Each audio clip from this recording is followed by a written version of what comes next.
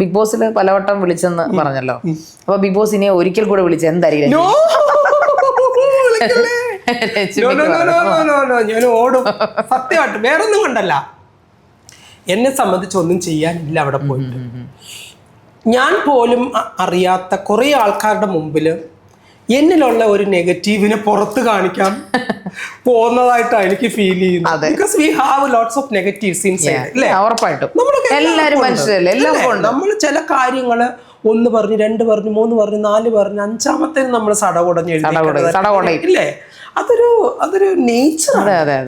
ആ നേച്ചർ ഞാൻ എന്തിനാ ഇപ്പൊ എന്നെ സംബന്ധിച്ച് 100 പേര് കൂടുന്നെടുത്ത് ഒരു 10 പേർക്കെങ്കിലും രഞ്ജുമാറിനെ അറിയാം. അതിൽ 5 പേർക്കെങ്കിലും എന്നോട് ഇത്തിരി സ്നേഹം ഉണ്ടാവും ഉറപ്പായിട്ടും.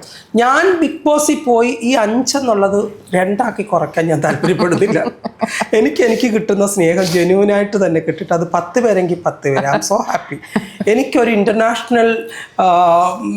ഇന്റർനാഷണലി അറിയപ്പെടുന്ന ഒരാളാകണമെന്നൊന്നും എനിക്ക് വലിയ താല്പര്യമില്ല. എനിക്കിങ്ങനെ പതുക്കെ ഒരു മേക്കപ്പ് ആർട്ടിസ്റ്റ്, ഒരു അധ്യാപിക, ഒരു ഓൺട്രപ്രണർ, ഒരു നല്ല അമ്മ, ഒരു നല്ല കൂട്ടുകാരി, അങ്ങനെയൊക്കെ അങ്ങ് പോയാൽ മതി എനിക്ക്.